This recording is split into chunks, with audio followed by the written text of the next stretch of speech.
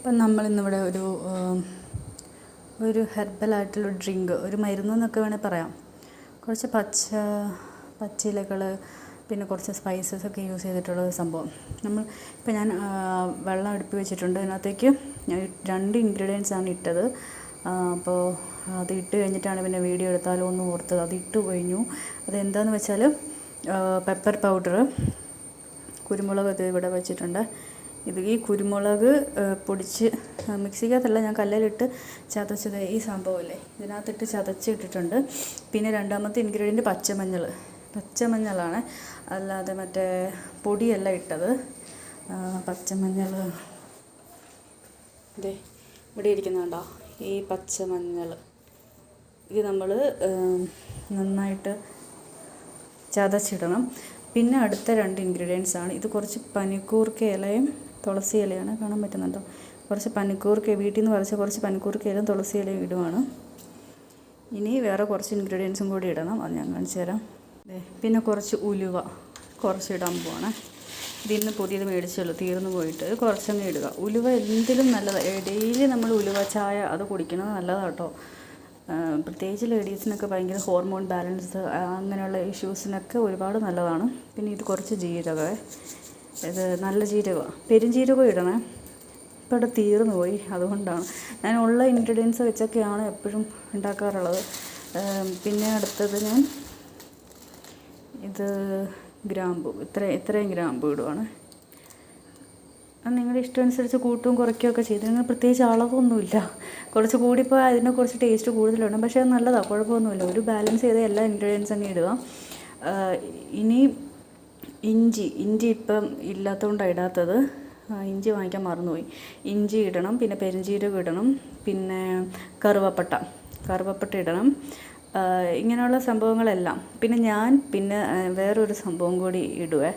അതെന്നാന്ന് വെച്ചാൽ മുരിങ്ങയില. അത് ഇതുമായിട്ട് ചേരുന്ന ഒരു ഇൻഗ്രീഡിയൻ്റ് അല്ലെങ്കിലും ചിലപ്പോൾ തോരൻ വെച്ച് കഴിക്കുന്നേക്കാളും ടേസ്റ്റ് ഇതിലിട്ട് ഇങ്ങനെ കുടിക്കുമ്പോൾ നമ്മളറിയാതെ കുടിച്ചു പോലോ. ചിലപ്പോൾ തോരൻ വെച്ച് കഴിക്കുമ്പോൾ കുറച്ച് നമ്മൾ കുറേശ്ശെയല്ലേ കഴിക്കുകയുള്ളൂ. ഡെയിലി നമ്മൾ മുരിങ്ങയില നമുക്ക് തോരൻ വെച്ച് കഴിക്കാൻ പറ്റില്ലല്ലോ. അപ്പോൾ അതുകൊണ്ട് തന്നെ മുരിങ്ങയില ഞാൻ ഇതിൻ്റെ കൂടെ ഇടാറുണ്ട്. ഇതിപ്പം പുറത്ത് പോയി ഇനി പറിക്കണം, ഞാൻ മറന്നുപോയി ഇതെടുത്തുകൊണ്ട് വരാൻ. അപ്പം നമ്മളെ മുരിങ്ങയില പറിക്കാൻ പോവാം. ഈ തുളസി നട്ടോ, നമ്മൾ തുളസി പറിച്ചത് ഇലയെല്ലാം തീർന്നു പോയി. പനിക്കൂർക്കൊക്കെ ഞാൻ കാണിച്ചു തരാം. ഇതാണ് മുരിങ്ങ. ഇല പൊക്കത്തിലാണല്ലോ, എന്ത് ചെയ്യും? ചാടി നോക്കാം. കുറച്ച് കിട്ടി, ഇത്രയും കിട്ടി. ഭയങ്കര പൊക്കത്തിൽ. ഇനി ടെറസിൻ്റെ മേളിൽ കയറുന്നതിന് മടിയാണ്. ചെറിയൊരു മഴയൊക്കെ കഴിഞ്ഞിരിക്കുക, എന്നാലും സാരമില്ല.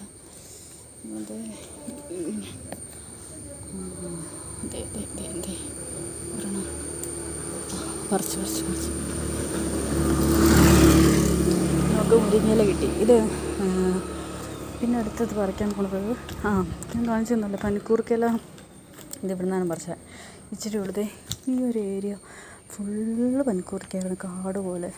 പിന്നെ മിറ്റം കുറച്ചേ ഉള്ളെന്ന് പറഞ്ഞിട്ട് അതൊക്കെ വെട്ടിക്കളഞ്ഞു.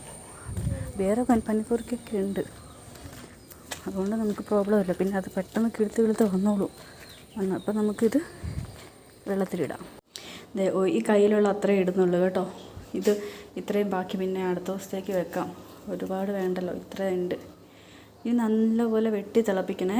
ഇത് കുറച്ച് കുറഞ്ഞ വരെ തിളപ്പിക്കുന്നതാണ് നല്ലത്.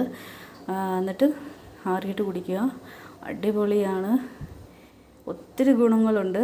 ഈ മെറ്റാബോളിസം ഒക്കെ ഇൻക്രീസ് ആക്കും. പിന്നെ നമ്മൾ ഒരിക്കലും ഓവർ വെയിറ്റ് ആവില്ല. ഇച്ചിരി കൂടുതൽ ഫുഡ് കഴിച്ചാൽ പോലെ നമ്മൾ ഡെയിലി ഇത് കുടിക്കുന്നവരാണെങ്കിൽ അതൊരു മെയിൻറ്റെയിൻ ആയിട്ട് അങ്ങ് നിന്നോളും.